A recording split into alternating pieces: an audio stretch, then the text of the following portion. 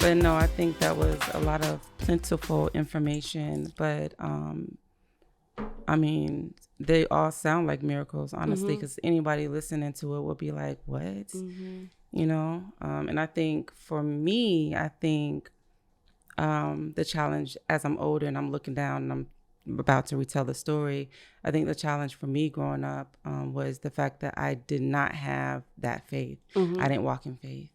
I did not walk in faith. And I had voices in my head, which I think we might have talked about that on one episode too, right? And because I had voices in my head, good and bad, and not walking in faith and knowing the Lord, I pretty much decided to myself, the only one I can trust is me. I knew, I was raised from a good background. I knew right from wrong. I knew that I could repent for my sins. Right. So I kind of kept it neutral like that growing up. But I think that I lost lost faith, right? Because it was never really embedded in me from my household. I grew up with two older brothers. I was the only girl, and no shame on my parents at all because they raised a great family, a great child, whatever. But we didn't go to church as much, right? We didn't go to church as much. We did go to church during special occasions, things like that, but it just Christmas, wasn't, Mother Day, Easter, those type of things. People know about it. So I questioned, I always had a lot of questions, and so I think I lost my faith when my dad was in the military and we traveled a lot.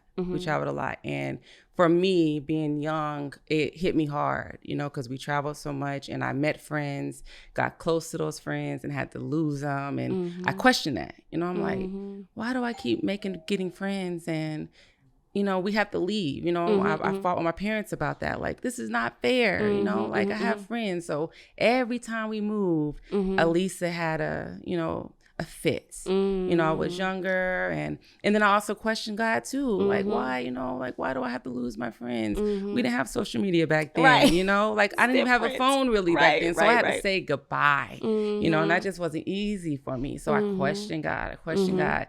And I not got disappointed, but I'm just like, if there is a God, why do I have to feel this way? Why do I have to cry? And I did know that going to church, that people cried, Right. And being young and growing up too, I never liked to cry. I felt like crying made you ugly, made you ugly. And especially me, don't let me cry. Eyes be red, be puffy. I shied from that, going in church. And then also with me and going to church. And as I moved around and finally got stable, in Atlanta. This is where I've been at the longest, 29 years. My brother reminded me the other day. As I start getting stable, like even when we transitioned into Atlanta, I was still losing hope because I got here, and for me, coming here was a shell shock for me because I've been around the world. I've been in different diversity, met different people, and here you in Atlanta, okay? Where the black is the black, or whatever the case may be. It's a different beast, and so I was different. I was different.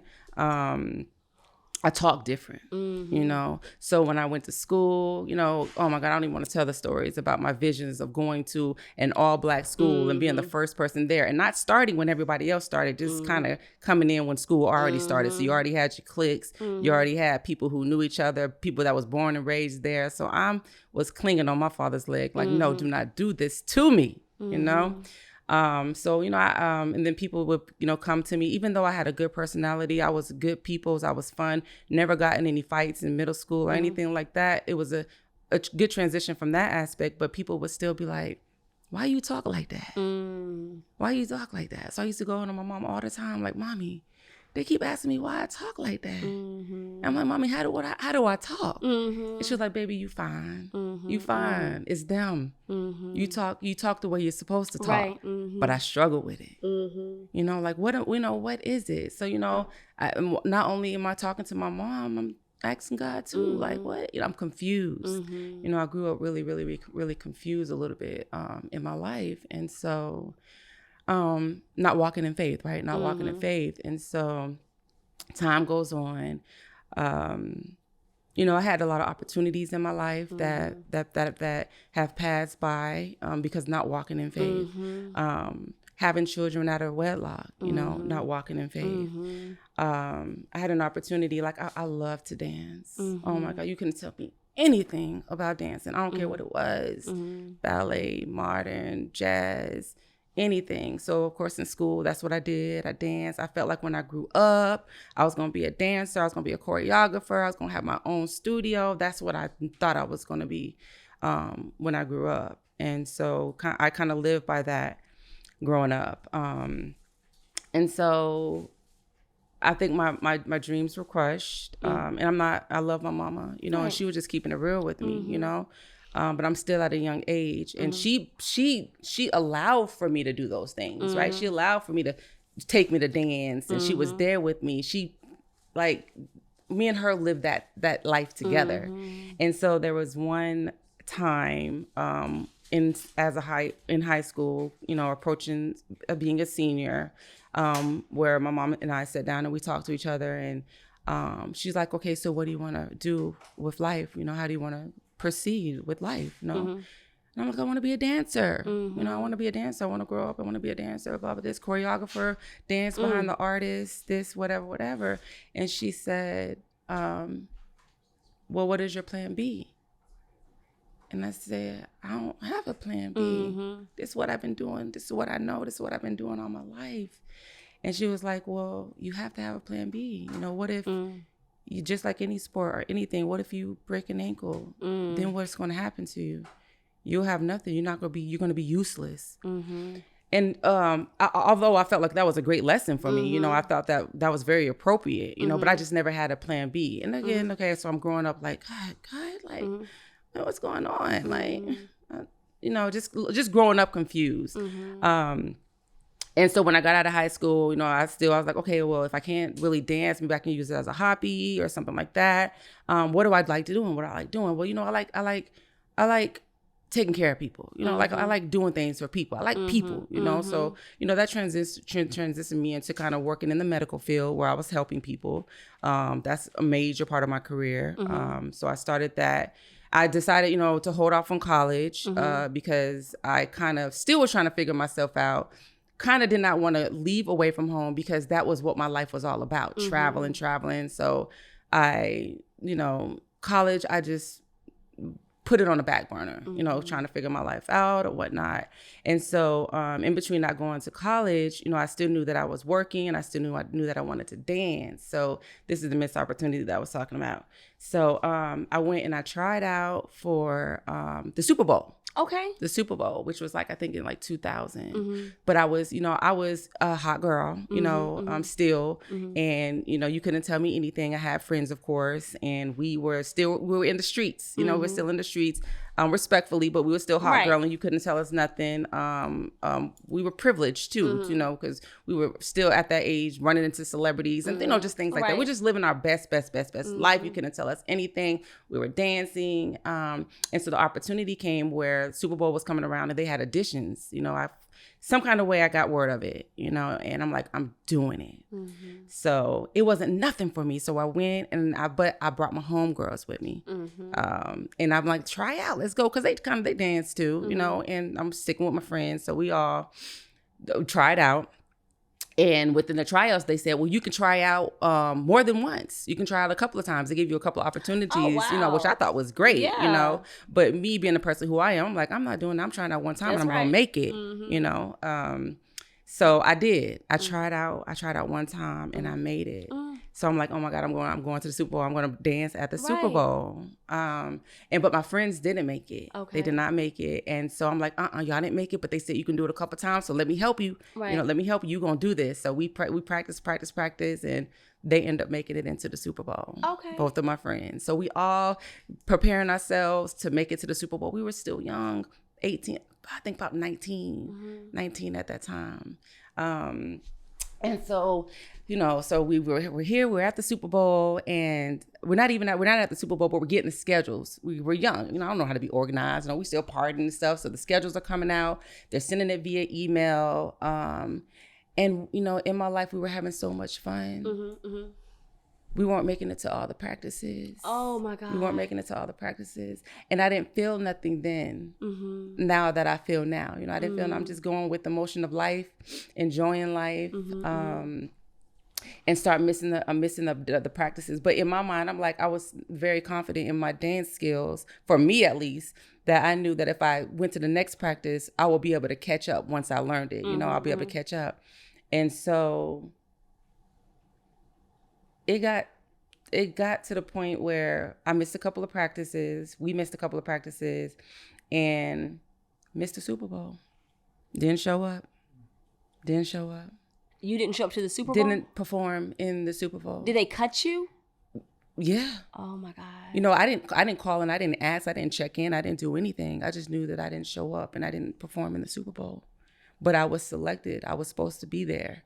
Oh, I was supposed to be there, you know. But I'm not thinking that at that age, right? I'm telling my story now, you know, whatever the case may be. So I'm still good. You know, dang, I missed the Super Bowl. Dumb, young and dumb. Not thinking nothing of it. I'm still moving, you know, because I'm still in the limelight of celebrities, you know, I'm still around that. So I'm still like, whatever, you know, Super Bowl, you know, whatever.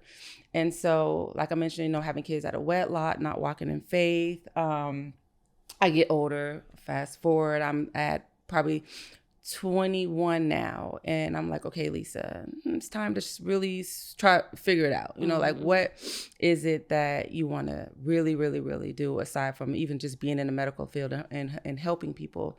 And this sounds like more of a career interview, or talk, but I told myself that I wanted to be in real estate at 21. I told myself that I wanted to be a realtor at 21. And so even at 21, because I met my ex-husband at 18. So I was with him then. I went to real estate school. At that time, it was Bob Wood Realty. And I took the class and I passed, I passed the class. Everything was good. And so then I went to have to go take the state test. And I failed. And back then, we were young and we were poor, right? We were poor. We didn't have that much money then. I was working, but still not enough money. And so then, not walking in faith too, I told myself, I said, I can't continue to spend $120 on retaking and taking tests. And, I was still young then. So, I kind of gave up on myself then after I failed that test. And the crazy thing about it is as I'm talking about this story, I only felt, you wouldn't believe it. At that time, I only failed by 1 point. Oh my gosh. I only failed by 1 point. But that was the last time that I took that test. That was the last time that I took that test. And it took, many years passing for me to get back into, that. But anyway, so I guess I can say that I didn't walk in faith or start believing until I really started. Hello, Gracie. How are you doing? You want to join the conversation? Come on, welcome. Welcome, Gracie. Someone is supposed to be in charge of you. Yeah, I see. You want to go viral too. What is your problem? Viral. Okay, Gracie wants to go viral. I'm listening. Okay, so just sit down. Sit down if you want to sit up here. Sit. So, Gracie, you messed me up. No, I'm listening. So you were talking about the real estate and took many, many years for you to... Yeah, it did. It took many, many years. But, I was saying what got me into walking into the faith, getting to know faith, right? Because, again, before then, it was still voices in my head. But what got me into walking into faith is I think I just started talking to God. I did. I started talking to God. How did you know to talk to God? Or he just arrested I'm crying out right now. I'm confused. I'm just crying out. And I know that there is a God, but I'm ready now. I'm ready. Yes. Ooh, I know amen. I'm still hearing voices in my head and I don't trust them. But okay, they say if you just talk to God, if you just talk to God, just talk to God. So I'm just like, you know what?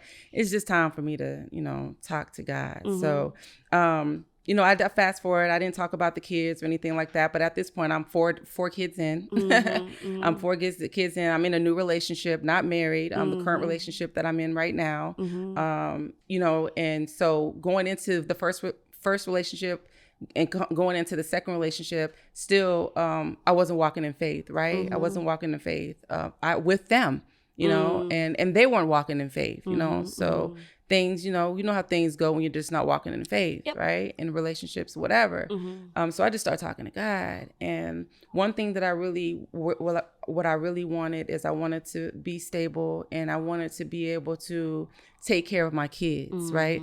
Even though I'm living with someone, you know, out of wedlock, whatever, not walking in faith. I'm living with someone. Even though I'm living with him, I still was talking to the God, and I'm asking him, can you please be able to provide for me to take care of me and my 4 kids should anything happen? I don't want to live off of a man. I want to be able to make my own money and be able to take care of my own kids without the support of him. He can he can have the money that he wants and have whatever. He can be able to take care of us. But for myself, I need to be able to take care of myself and my kids. And that's when I felt like he started talking to me. Come on. That's when I felt like he started talking to me. Like I said on another episode, when it came to work, like I work like a slave. And people who know me, they know what I mean when I say that. I'm telling you, I work like a slave. And I did it though, because that was my only way. Right. That was my only way. Like I'm telling you, 12 o'clock at night, waking up early in the morning.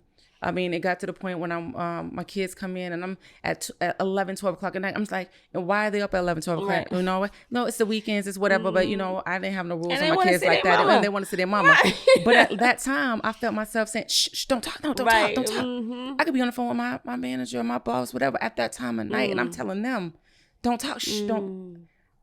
I start feeling that. I start feeling that. And I'm like, God, no, I can't. This is not right. This is not sitting well with me. I shouldn't be telling my kids that I can't talk to them at night. Not even nowhere near regular business hours.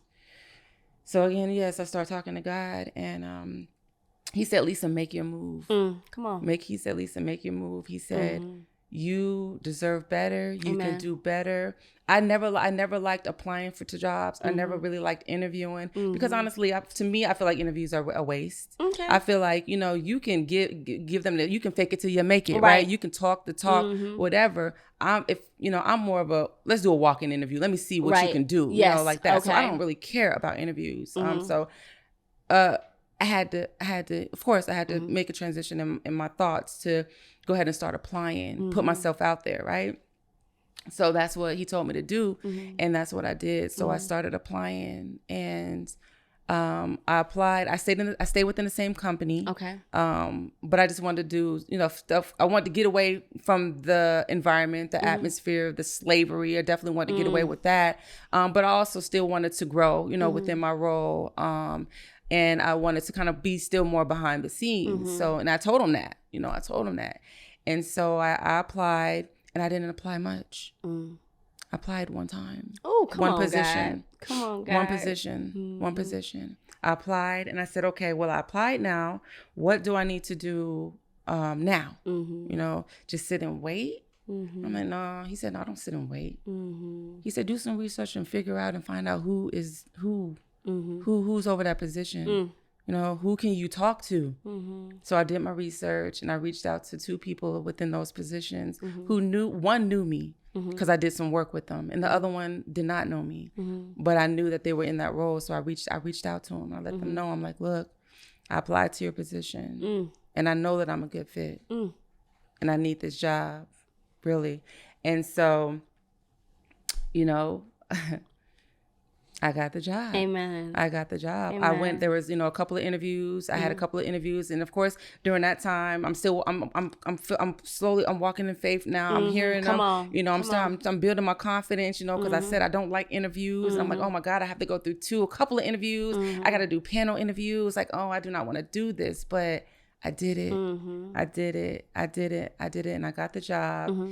And, you know, that's what began me to walk in faith. Like, honestly, what else can I say about just now knowing God, right? And believing in him. I felt like that was my breaking point. Amen.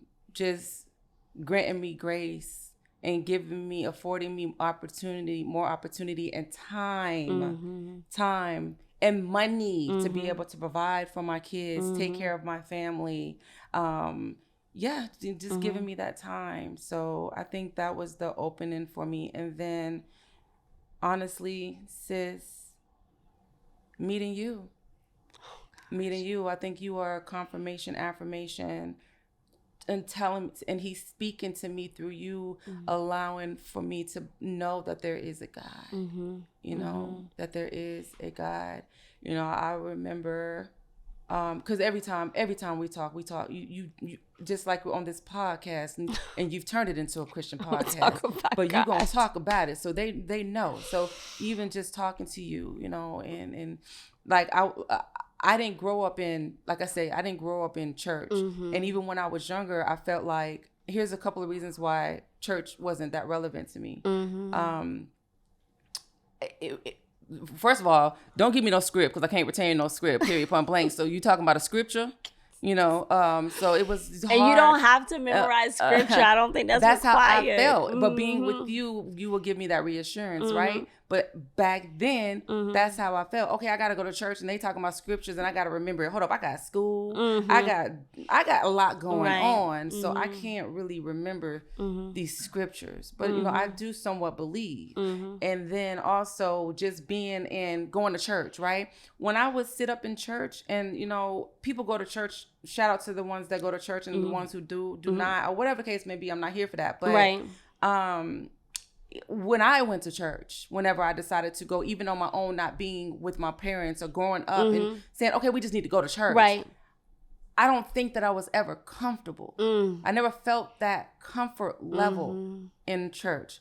I didn't mind tithing or anything like that, but the church that I went to, the pastors that they preached, but it was just something about getting comfortable within that church that I never sat well with me, you know? And then come to find out, a couple of churches that I've chosen, popular churches, okay, that I've chosen to go sit down at when I did. This is Atlanta. Okay. I'm here. The pastor's on the damn, sorry. I'm so sorry. We don't cuss on this podcast, Alisa. I do not. And I'm not the one to do it. You are the one to do it. Look. They on the TV.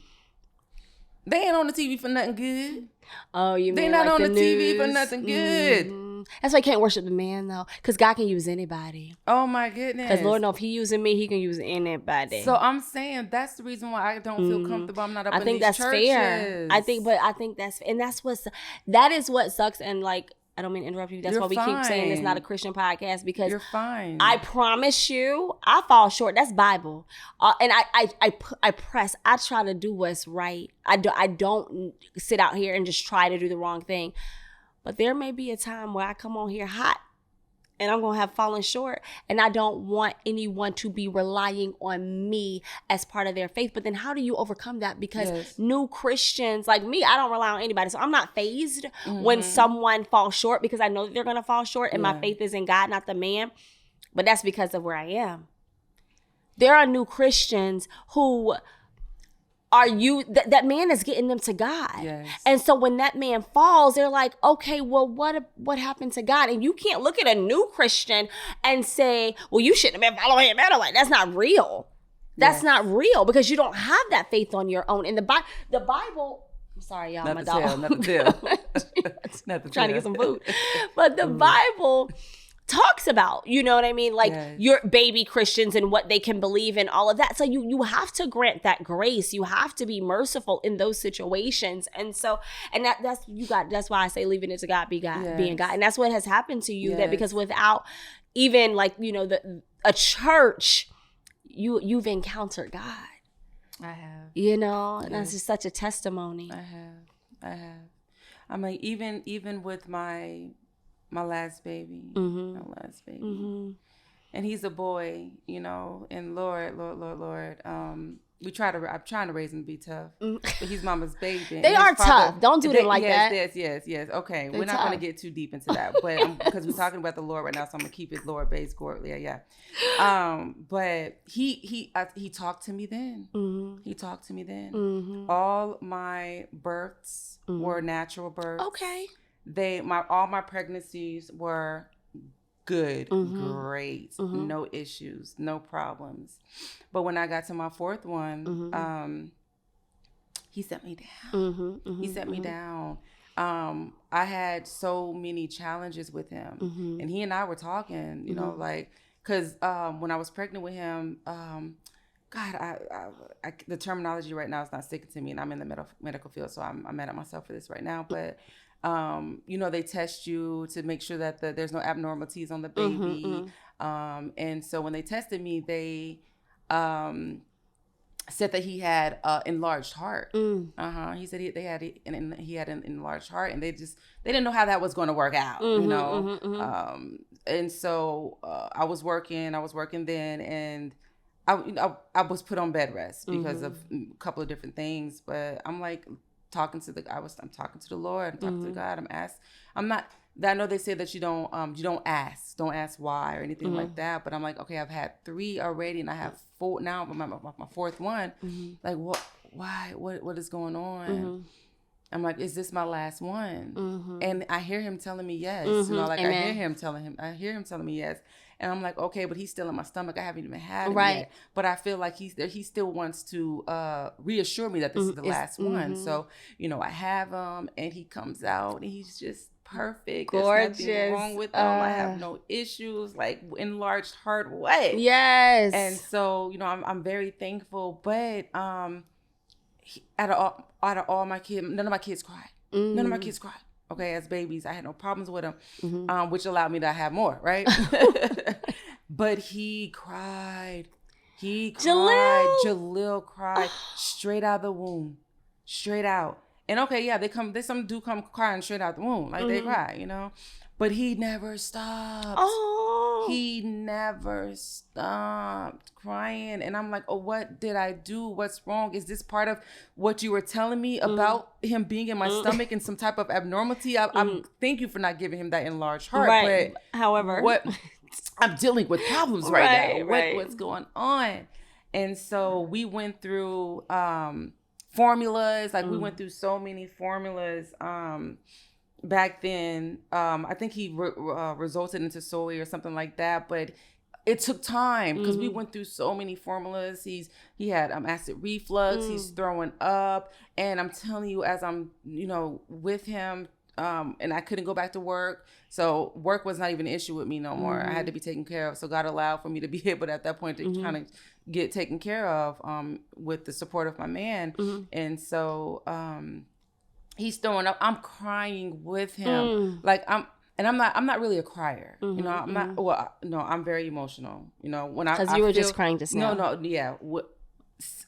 Deep, sincere, emotional things. Yeah, I do feel them. You know, so when someone hurts, you know, I hurt. You know, I feel I do feel that, and I used to cry in bed with him every day, and I used to talk to my baby like, "What do you want me to do? What do you want me to do? Like, I don't know what to do," and that's crying to God. I don't know what to do. But we know what we finally figured out that other than it being the soy milk and everything, my baby was just hungry. He was just hungry. So you know, I talked to my mama. And you know, she was like, old school. Baby, put some cereal in that milk. Baby, put some cereal in that. But I'm like, Mommy, but the doctor said he's only 6 weeks old. No, the doctor said don't give him that right now. Baby, put some cereal in that milk. Yep. So that's easy. We put some cereal in that milk. And my baby was good. My baby was good.